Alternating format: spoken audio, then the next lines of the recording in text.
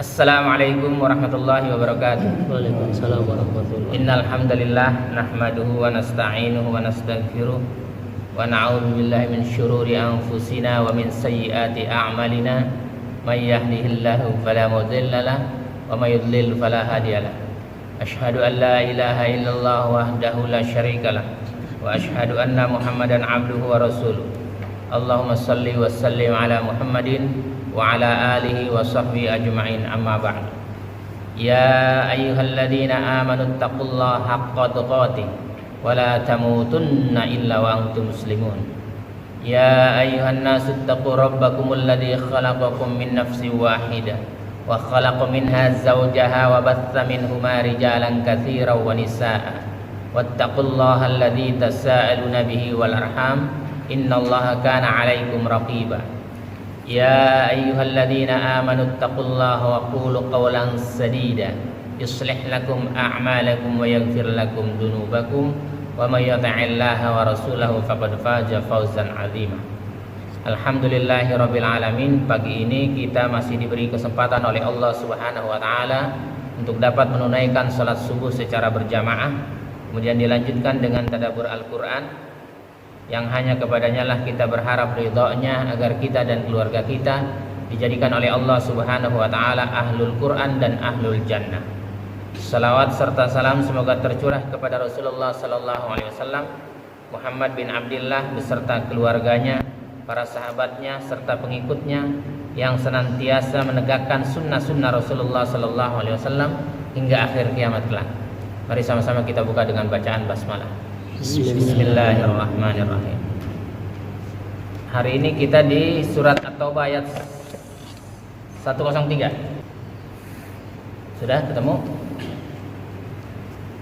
Khudh min amwalihim shadaqatan tutahhiruhum wa tuzakkihim biha wa shalli 'alaihim inna salataka sakanul lahum wallahu sami'un 'alim. Ambillah, khudh, kata perintah dari Allah, mufrad itu ya, person, untuk perorangan. Ada perintah di situ. Ambillah zakat dari harta mereka guna membersihkan. Zakat membersihkan mereka dari kekikiran. Jadi orang yang berzakat itu dipastikan dia tidak kikir. Makanya banyak orang kaya juga tidak berzakat, kikir dia, pelit gitu. Banyak tuh orang kaya ya. Saya udah zakat Ustaz, zakat fitrah katanya. Saya udah zakat fitrah. Bener, zakat fitrahnya mah bener gitu. Zakat hartanya, yang sawahnya hektaran, yang mobilnya puluhan, itu repotnya kalau orang hartanya banyak itu. Ngitungnya lama. Karena harus dihitung semua. Harta dia di tabungannya berapa, ya kan? Repot itu. Apalagi kalau sapinya sampai ribuan. Terus dombanya, kambingnya ya. Membersihkan mereka dari kekikiran dan cinta yang berlebihan dari harta. Jadi orang yang tidak berzakat itu sesungguhnya dia cinta kepada hartanya berlebihan ya. Memang cinta dunia dia ya. Jadi pilihannya cuma dua. Ada orang cinta dunia, ada orang cinta akhirat. Pilihan.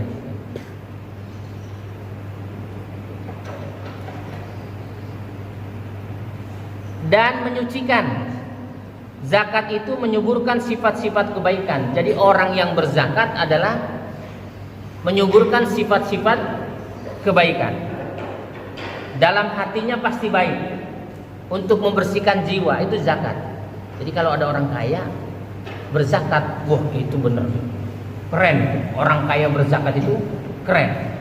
Kenapa? Karena dia bisa nanti masuk surganya ikut Abu Bakar, orang kaya tuh, ya kan? Umar, orang kaya tuh. Utsman bin Affan, ya kan? Abdurrahman bin Auf. Dia orang-orang kaya yang masuk surga, ya, tanpa hisab itu. Jadi kalau ada orang kaya berzakat sesuai dengan ketetapan Allah dan Rasulnya, bisa jadi nanti dia melalui pintunya Abu Bakar. Karena di Abu Bakar, Umar, Utsman, Ali Itu sahabat yang dipastikan oleh Rasulullah SAW masuk surga tanpa hisab. Jadi sifat-sifat kebaikan dalam hati mereka dan memperkembangkan harta mereka. Hartanya berkembang kalau orang zakat itu, ya, berkembang. Kalau orang nggak berzakat, makanya banyak orang bangkrut tuh sekarang tuh ya, bangkrut. Yang hartanya banyak sampai ada yang bunuh diri. Kenapa? Karena tidak dia mengikuti syariat Allah. Dia nggak meyakini bahwa itu Allah itu Ar-Razzaq, Allah yang memberikan rezeki. Gitu. Allah itu yang memberikan rezeki. Apa sih zakat itu gitu kan? Apa sih zakat itu? Nanti kita lihat setelah ayat ini. Dan berdoalah untuk mereka. Makanya kalau ada orang yang memberi zakat kepada kita, doain dia. Jangan cuma cukup terima kasih gitu.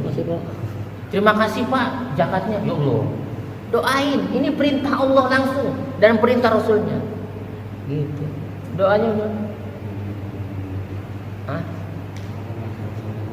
Iya, gitu.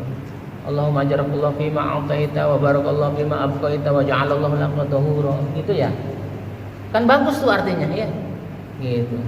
Ya Allah, balaslah dengan apa-apa yang Dia telah berikan. Wa barakallahu, dan berikanlah keberkahan dari sisa hartanya itu supaya jadi berkah. Kalau hartanya banyak berkah, mantap itu, ya kan? Sedikit saja harta itu berkah, mantap, apalagi banyak. Orang yang berzakat sisanya banyak, karena yang zakatin cuma sedikit, 2,5%. cuma 2,5% doang, gitu. Makanya dia berkah hidupnya. Gitu. Dia hidupnya cuma apa ya? Cuma cukup. Kalau punya mobil cukup dia, ya kan? Punya rumah dia cukup, ya. Serba cukup orangnya, serba cukup. Orang yang menunaikan zakat ini. Sesungguhnya doamu itu menumbuhkan ketentraman jiwa bagi mereka. Ketika didoain, orang itu jadi jiwanya tentram. Makanya lihat yang kita doain tuh jiwanya tentram. Yang zakatnya tuh. Ini enggak. Zakat tambah lama, tambah belangsak dia. Yang nerimanya enggak jelas, ya kan? Yang nerimanya enggak jelas.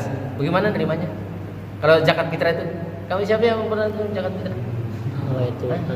Nawa itu Somal Godin gitu, bukan? Riza. Iya.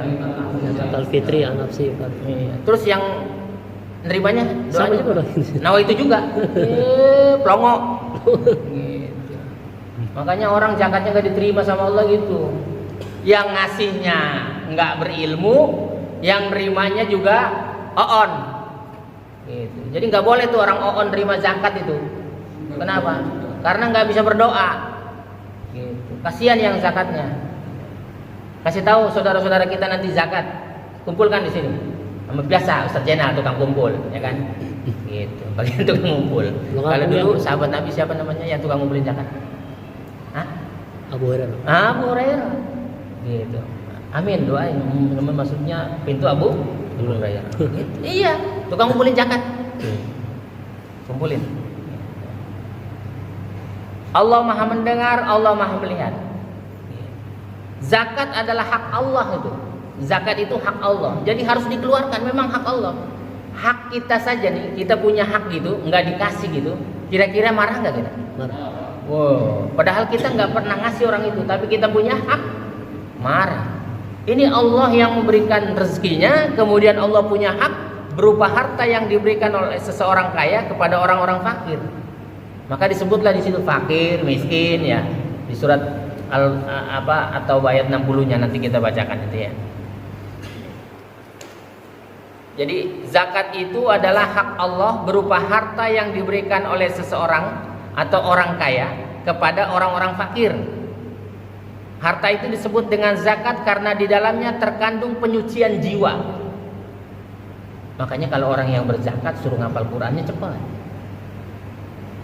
Jiwanya suci, nggak kotor, nggak iri, nggak dengki, nggak hasut. Gitu. Ini mau udah nggak zakat, ya, iri, dengki, udah susah itu, gitu. Nggak bisa masuk. Al-Qur'annya nggak bisa masuk. Pengembangannya dengan kebaikan-kebaikan, harta itu jadi baik semua, ya kan? Dengan hartanya dia bisa berbuat baik dan bermanfaat. Sekali dia keluarkan dari harta yang selesai dia zakatkan, sisanya itu, oh manfaatnya nggak kira-kira, bermanfaat. Pengembangannya dengan kebaikan-kebaikan dan harapan untuk mendapatkan berkah. Orang yang berzakat itu hidupnya diberkahi. Orang sedikit saja hartanya diberkahi, senang hidupnya, apalagi hartanya berlimpah diberkahi, senang betul. Zakat merupakan salah satu dari 5 rukun Islam. Karena nilainya yang sangat penting di dalam agama Islam, zakat sangat ditekankan. Ya, di dalam Al-Quran ada 82 ayat yang menyandingkan kata zakat dengan sholat. Wa aqimus sholah wa ita'uz zakah. Ada 82 di dalam Al-Quran, diulang sama Allah. Berarti kalau kamu sholat terus mampu berzakat, ya, tidak berzakat, sholatnya jangan-jangan nggak diterima, tertolak. Kan inna sholata tanha anil fahsya wal munkar. Sesungguhnya sholat itu bisa mencegah perbuatan keji dan munkar. Kalau dia tidak mengeluarkan zakat, dia termasuk berbuat keji.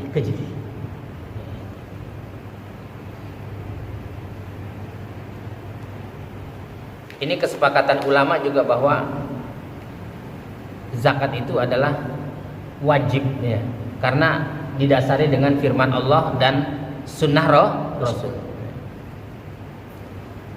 Rasulullah Sallallahu Alaihi Wasallam bersabda kepada Mu'adz bin Jabal ketika beliau akan mengutusnya ke Yaman. Jadi Rasulullah ketika mengutus Mu'adz bin Jabal ke Yaman, dia bersabda, sesungguhnya kamu akan mendatangi kaum ahlul kitab, yang pada saat itu Yaman lebih banyak dihuni oleh ahlul kitab dan Yahudi. Maka diutus. Kita nggak boleh juga nanti kalau diutus kepada kaum atau satu tempat yang di situ kebanyakan Yahudi dan Nasrani, nggak maulah, saya mau ikut tempatnya di tempat sunnah, orang sunnah aja lah. Nggak begitu, nggak ada yang mendakwahi gitu ya.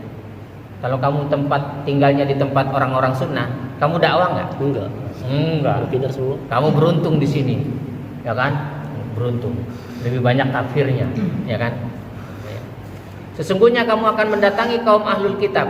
Pertama kali yang harus kamu lakukan adalah mengajak mereka untuk bersaksi bahwa sesungguhnya tiada Tuhan selain Allah dan bahwa sesungguhnya aku adalah utusan Allah. Yang pertama kali diajarkan tauhid. Makanya kalau kita kemana-mana, yang kita dakwahkan adalah tauhid, la ilaha illallah, dengan rukun syarat yang membatalkan kepentingannya dan isi kandungannya. Ada 5 tuh. Yang pertama itulah cara berdakwah. Jadi dakwahnya sudah diajarkan oleh Nabi. Kapan ngajarin wudunya, kapan ngajarin toharonya, gitu. Setelah diajarkannya kalimat tauhid, dia supaya tidak syirik. Jangan nanti dia wudunya bagus masih berbuatan syirik. Wudunya bagus, syaratnya bagus, iya kan? Sholatnya bagus. Tapi kalau mau nanam padi, dia sesajen dulu. Mau panen, bikin sajen dulu di tengah sawah, iya kan? Pakai menyan itu, gitu. Karuhun gitu, ya kan? Jadi yang pertama kali apa? Tauhidnya. Jika mereka mematuhimu di dalam hal itu, ketika dia patuh dengan tauhidnya, beritahukan mereka bahwa sesungguhnya Allah mewajibkan sholat 5 waktu dalam sehari semalam. Baru ajarkan sholat. Kenapa sholatnya pada berantakan? Karena tauhidnya nggak paham. Jika mereka mematuhimu di dalam hal itu, kalau mereka patuh dengan sholatnya, syarat sholat dia tahu, rukun sholat dia tahu, kemudian dia yang membatalkan sholat dia tahu, wajibnya sholat dia tahu, sunnahnya sholat dia tahu. Ini udah syaratnya nggak tahu, rukunnya nggak tahu, wajib sholat nggak tahu, rukun kemudian sunnah sholat nggak tahu, pengennya jadi imam. Mending kalau bacaannya benar, ya, pletot lagi, ya kan? Gitu. Itu orang nggak tahu diri namanya. Manusia nggak tahu diri. Sudah nyusahkan dirinya sendiri, nyusahin orang lain.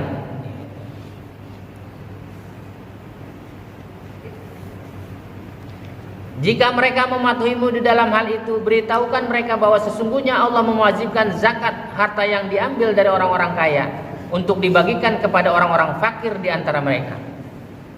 Jadi nanti kita bahas tentang orang yang berhak menerima zakat gitu. Ini enggak. Kita dikasih zakat. Panitianya plongok. Gitu. Kita enggak berhak, ya kan? Gitu. Apalagi Arif, saudagar ya Arif ya. Saudagar Amir gitu kan, saudagar kamu ya kan? Saudagar. Itu enggak boleh terima zakat ya. Yang ada dia harus berzakat.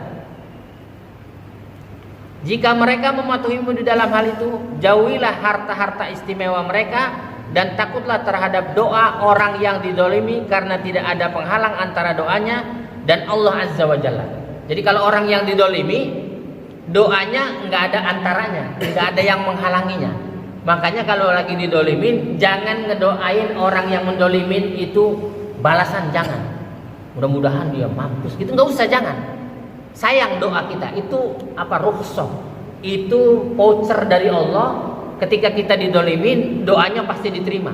Makanya enak kalau saya selalu didolimin bil doanya, ya Allah mudah-mudahan beri kesempatan lagi untuk datang ke rumahmu dan dapat menziarahi kubur Rasulmu yang bernama Muhammad bin Abdullah yang ada di kota suci Madinah. Makanya dikabul sama Allah. Jadi kalau didolimi, doanya jangan nyumpahin yang mendolimin, nggak usah. Itu mah urusan Allah. Allah akan membalasnya dengan tepat. Kalau kita ngebalasnya nggak bakal tepat.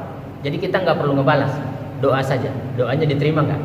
Apalagi kalau Arif doa, ya Allah mudah-mudahan dagangan saya laku keras gitu. Laku keras apa laku banyak? Laku keras sama banyak repot juga dia kan. Laku keras gitu ya. Oh dagangannya, emang dagangannya aja bagus. Keras-keras dagangannya, pacul ya kan. Banyak habis, tokonya habis. Jadi doa diri kita sendiri dan keluarga kita, ya doain. Nggak usah nyumpain orang, nggak usah.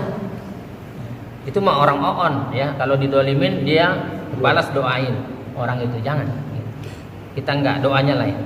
Makanya alhamdulillah saya berkali-kali doanya itu diterima terus karena ketika didolimin tidak mendoakan orang yang mendolim. Ya.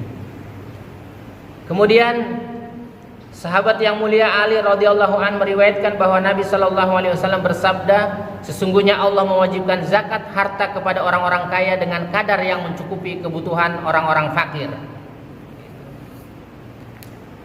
Kesengsaraan dan keadaan telanjang tidak menimpa orang-orang fakir kecuali disebabkan oleh kekikiran orang-orang kaya. Jadi banyaknya orang fakir, banyaknya orang miskin disebabkan kikirnya orang-orang kaya. Ini kalau orang kayanya bersatu nih, zakatnya benar gitu, dikumpulkannya dengan benar, kemudian cara membaginya dia benar, sudah nggak ada lagi orang miskin. Sudah nggak ada lagi orang miskin. Dulu di zaman Rasulullah juga begitu. Nggak ada lagi, udah tercukupi semua. Nggak ada kekurangan makan. Nggak ada, apalagi kurang makan. Lihat aja di tempat-tempat yang tempat-tempat sudah menjalankan sunnah-sunnah Rasulullah. Masjidnya ada ATM beras. Kira-kira orang fakir dan miskinnya dia mikir untuk makan nggak? Iya. Enggak, dia udah ada jatahnya. Celek, ATM berasnya. Berasnya dapat, lauk pauknya disiapkan, uangnya dikasih, modalnya dikasih. Tahun depan miskin nggak? Enggak.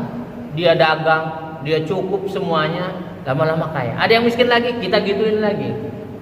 Begitu. Jadi nggak ada kekurangan. Ini enggak. Udah miskin disiksa lagi.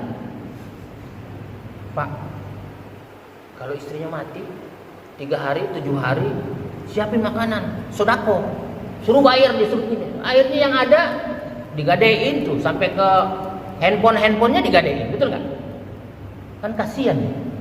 Udah nggak punya komunikasi. Kalau handphonenya udah diambil, udah nggak punya komunikasi. Udah miskin, turun derajatnya jadi fakir. Waduh, salah pengelolaan. Dulu di zaman Rasulullah nggak ada yang kayak begitu, udah tercukupi semuanya. Ya. Nanti kita kelola lagi ya, karena kita sudah kemarin agak gagal ya, dua kali ngelola 2 tahun kan. Yang pertama di blok E ya kan, Kita modalin yang ke sini lagi. Nanti kita rembuk bagaimana cara zakatnya ini supaya bisa manfaat betul ya. Bisa manfaat.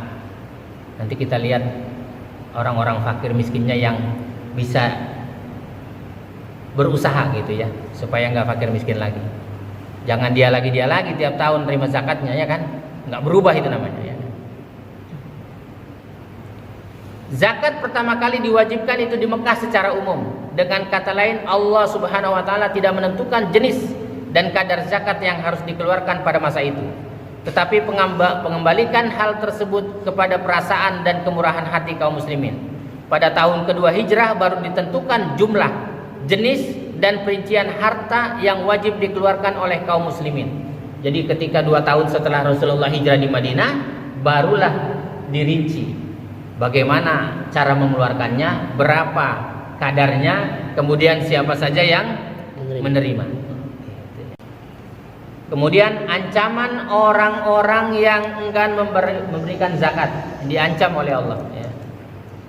Ancamannya di dalam Al-Quran ya.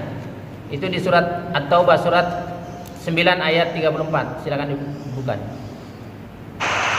Allah Subhanahu wa taala berfirman di surat 9 ayat 34 ya. Wahai orang-orang yang beriman, sesungguhnya banyak dari orang-orang alim dan rahim-rahim mereka benar-benar memakan harta orang dengan jalan yang batil.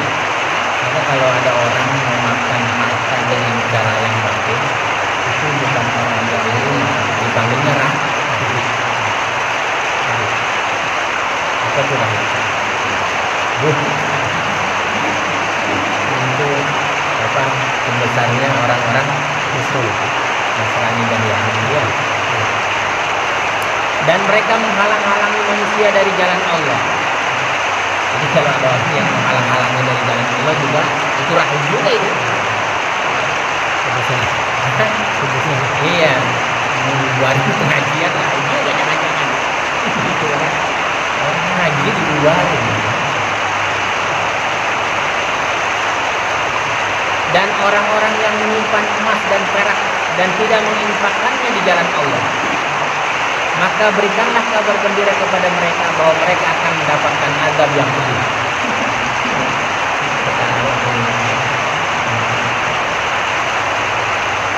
Yang 35-nya, ingatlah pada hari ketika emas dan perak dipanaskan dalam neraka jahanam.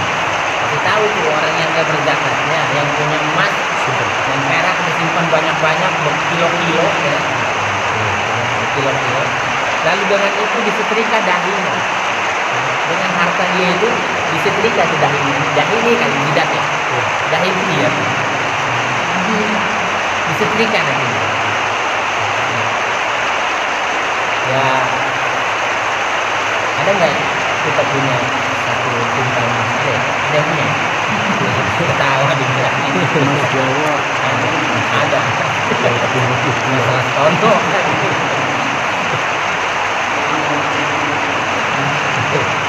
Lalu dengan itu disetrika dahi, lambung dan punggung mereka.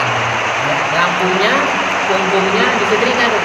Sama orang yang hartanya banyak dia tidak berzakat. Kepada mereka dikatakan, inilah harta bendamu yang kamu simpan untuk dirimu sendiri, maka rasakanlah akibat dari apa yang kamu simpan ini. Orang-orang yang banyak harta. Tapi kalau dia berzakat, oh keren. Dia berzakat orang yang keren. Kenapa orang nggak berzakat? Karena dia nggak tahu ilmu. Kalau dia sering majelis, sering ikut kajian, orang-orang kaya, kan sekarang banyak orang-orang kaya. Makanya masjidnya bagus-bagus, dia mau nyumbang sama masjid itu, orang kaya. Kalau dulu kita masjidnya jelek-jelek, tapi bocor-bocor. Sekarang orang-orang kayanya keren-keren. Kenapa? Orang-orang kayanya banyak yang mau belajar. Yang nggak belajar sekarang orang orang miskinnya nggak mau belajar. Sekarang terbalik, orang kayanya banyak yang belajar. Gitu. Maka alhamdulillah kalau orang-orang kayanya banyak belajar, orang miskinnya banyak belajar. Jadi ada keseimbangan, ya, ada keseimbangan. Si kaya memberikan kepada si miskin. Kalau yang kayanya belajar, bermajelis, ikut kajian, orang miskinnya nggak ikut, orang kayanya bingung mau ngasih siapa, gitu, bingung dia. Dikasih Kayak kamu nih mau ngasih ustadz kaya, ya kan? Ustadz mau ngasih Pak Sugeng kaya, ya amin gitu. Dibilang. Jadi orang kaya. Dari sini ngasih ke Palastono kaya, Palastono mau ngasih saudagar kaya juga. Amin. Amin ya. Saudagar mau ngasih Andri kaya. Pedagang. Iya, pedagang. Iya. Terus kamu sih? Nana mau dikasih kaya juga. Pak Roman mah apa lagi? Bos apa namanya? Bos Kanebo. Kimin. Pengusaha stempel. Ya kan? Pengusaha amin men, ya kan? Gitu. Kaya-kaya semua. Mudah-mudahan setelah ini kaya-kaya semua ya kan? Mudah-mudahan amin. Orang miskinnya kita suruh ajak kajian. Ente ngaji di sini.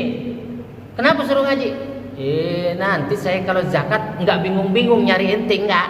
Ini sekarang saya lagi bingung nih. Gitu. Lagi bingung nyari orang miskin untuk berzakat. Gitu ya. Ya mudah-mudahan kita dikabul doanya oleh Allah Subhanahu wa taala. Jadi orang-orang yang mampu dapat mengeluarkan zakat dan menunaikan rukun Islam yang kelima, yaitu pergi haji ke tanah suci, ke Baitullah, ya kan? Amin ya.